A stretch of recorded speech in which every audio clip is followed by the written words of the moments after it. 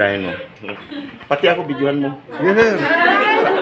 Kasi iba yung may video. Kahit 5 to 10 minutes. Bakit? Remembrance mo yan, kasama ka dumamaya isa. Ikaw lang mag-isa ko. Sir, magdaman sa ulo. Okay, di ba? Oh.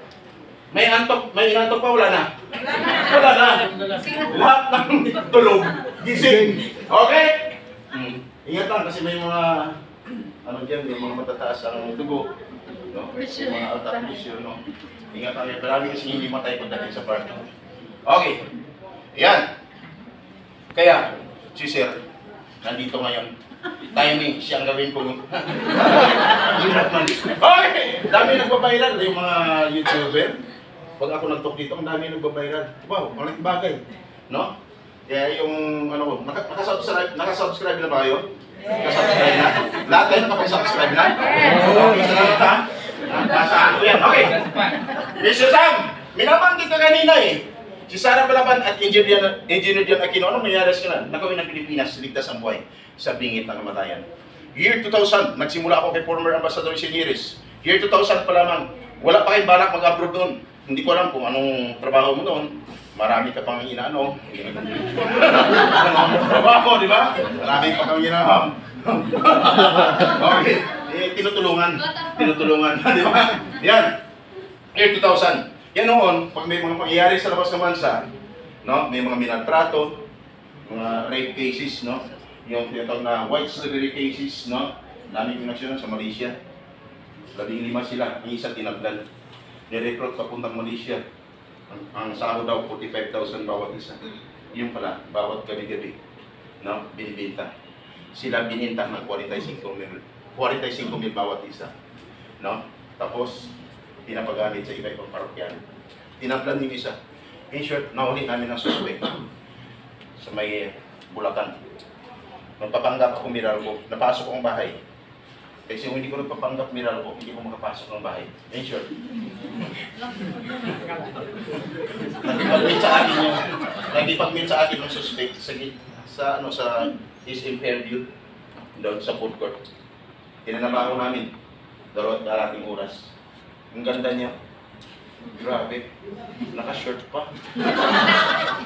Ang tito niya, Kernel. Habang nasa mobile kami, inaakit ako. Nalaga pa daw siya. Tinitingnan mo, grabe ito. Hindi niya ako naakit.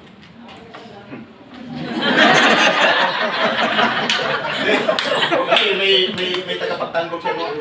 Kilala ngayon. No? Na-encuentro ko rin. Pero babait siya ngayon, mabait na rin siya sa akin. Doon sa CIDG Camp Rami. Saan niya pakawalan yung ano ko? Kliyente ko, pag hindi niya pakawalan, kakasuhan ko kayo. In short, no? Sino siya? Si Ari Roque. Mabait ako si Ari Roque. Binalita ko sa radio. Nagpabalita ako. Tuwing may pangyayari, nagbabalita ko sa radio station.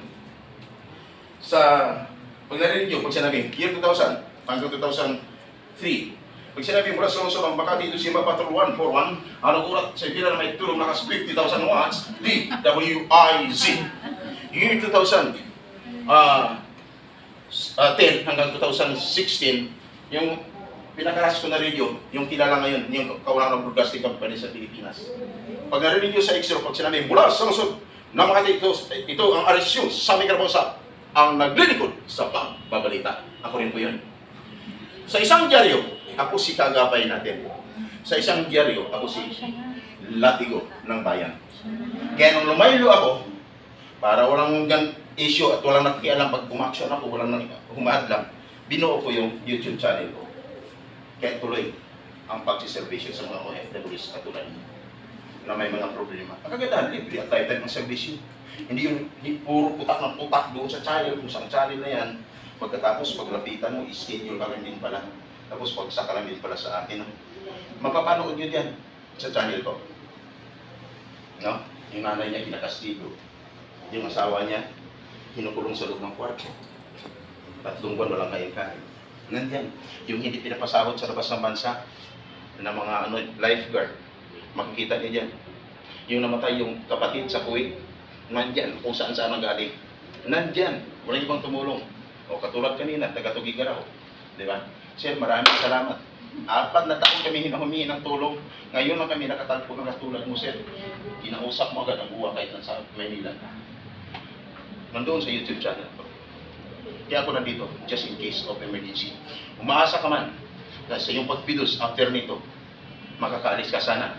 100% makakaalis kayo. Sana, kung ang excitement nyo ngayon is 100%, sana paglabas nyo dito, 100% pa rin. Kaya lang, sa mga sasabihin ko sa inyo ngayon, marami kayong maririnig na pag narinig mo, baka nangyari sa'yo, bawat pangyayari sa'yo, bawas ng 20%. Then after ng pagtuko, baka lahat naubos na. Yung 100% mo, ubos na, wala nang natira.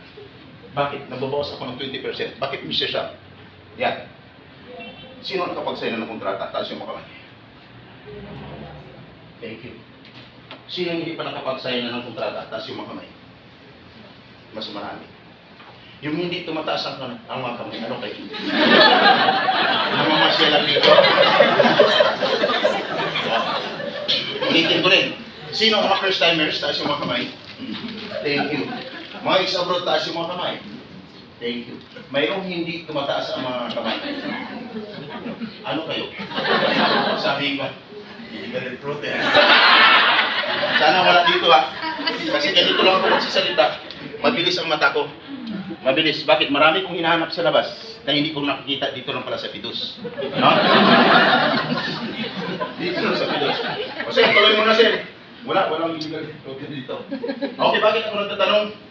Kasi, nasa batas. Dapat ang isang OFW, siya ay bago mag-Pidus, dapat nakapag-sign ng kontrata. Then after nakapag-sign ng kontrata, 3 to 5 days, dapat ito. Nakapag-sign ng kontrata, din Pidus. Then after mag-Pidus, dapat 3 to 5 days flight. Sabi niya ba, bakit ako? Hindi pa nakapag-sign ng kontrata. Kami natin pare, di ba? Kung nangyari sa'yo, bawas na ng 20% yung excitement mo.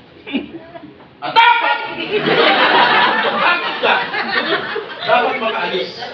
No? Ang isang OFW dapat, mula nag-apply siya ang pisahan, 60 to 90 days prior dapat kung ano siya sa Pilipinas. Sir, anong 60 to 90 days prior? 2 buwan hanggang 3 buwan dapat wala na siya sa Pilipinas. Sabi ng iba dyan, bakit kami nandito pa rin?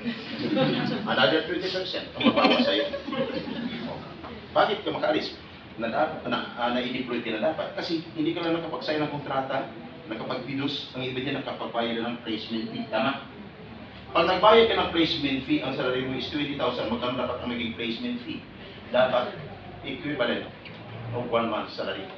Sabi na iba dyan, bakit kami sobrang laki? 1 month salary equivalent. At dapat, pag nagbayad, dapat ay mayroong kakulang na resibo. Sabi ni iba, resibo. Sobrang laki ng abal ng resibo.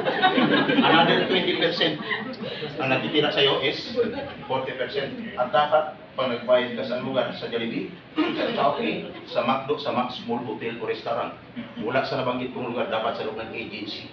Sabi ni iba, tahimik lang. Bakit kami sa loob ng bahay? Yung ibig sabihin, another 20% ang nabawa sa'yo. Ang natira is 20% na lang. At dapat, pagdating sa labas ng bansa, kung anong piniriman mo sa Pilipinas, dapat yan ang nasusunod. Tama? Ang tanong natin, lahat tayo nasusunod pagdating sa labas ng bansa? Hindi lahat tayo nasusunod. Sir, bakit dapat kailangan masunod? Dahil kung nangyari sa'yo, mabanggit ko, yan ay, tinatawag na, that is a violation of Republic Act 84 of Anti-Illegal Recruitment. Pag nahuli, yung bumiktima sa'yo habang buhay na pagkatilanggo, pati agency damay, either license, cancellation of license to operate or makulong din kung sino may-ari habang buhay. Kaya dapat, kung nandito kayo ngayon, naging biktima ka diyan sa labas, huwag kalimutan na hindi malaman agad ng inyong agency. I-inform po ang inyong agency. Maawa po kayo sa inyong agency.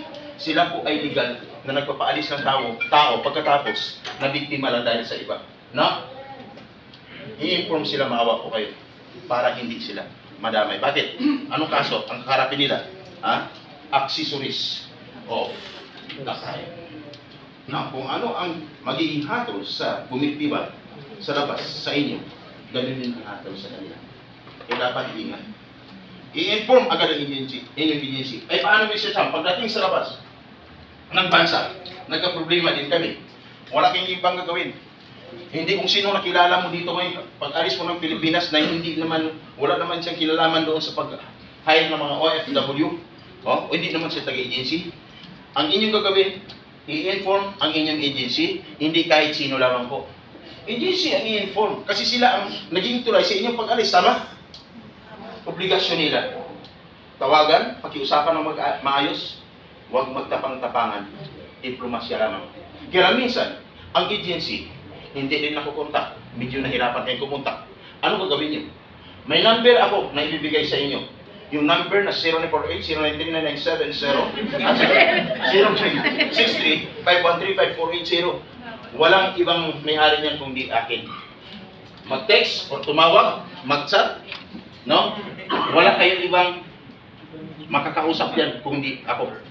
Ako ang pupunta sa inyong agency at makipag-uusap ng maayos, diplomasya, para hindi po kayo maapektuhan. Tama? Kasi kung ang pamilya mo agad ang inyong tawagan papunting sa Manila, ay nagka-problema ka na sa labas ng bansa, ikaw lang ang inaasahan, pagkatapos papuntahin mo ng Manila, libo-libo naman ang gastusin. Tama?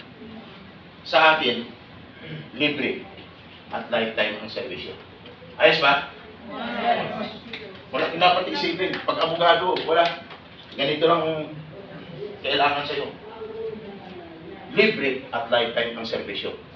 Sinong gusto? Maabig yung libre at lifetime ng servisyo, taas yung mga kamay. Seryosohan po tayo. Hindi po madali ang pagiging buhay sa OFWs. Salamat po. Ibigay ko sa inyo. At saka yung number na yan, i-share niyo rin sa inyong pamilya, relatives at kaibigan. No? Bakit? Pag sila may problema, libre at lifetime ang servisyo. Katulad ka, kanina, di ba? Malay ko, hindi ko naman nakita ang mukha nila di ba? Kung sino tinutulungan ko, at least nakatulong ako, di ba? At least ang uwa mabait, no, sa akin. Sa labas ng bansa, ex-abroad kayo, wala kayong natulungan dati. Yung number na yan, ibigay sa kanila. Hindi mo natulungan. May pira ka, no? Wala kang maitulong, wala kang kumpiyansa na magbigay. Kasi talagang para sa pamilya mo yun. May nakita ka doon pag-gala, wala makain, wala matulugan.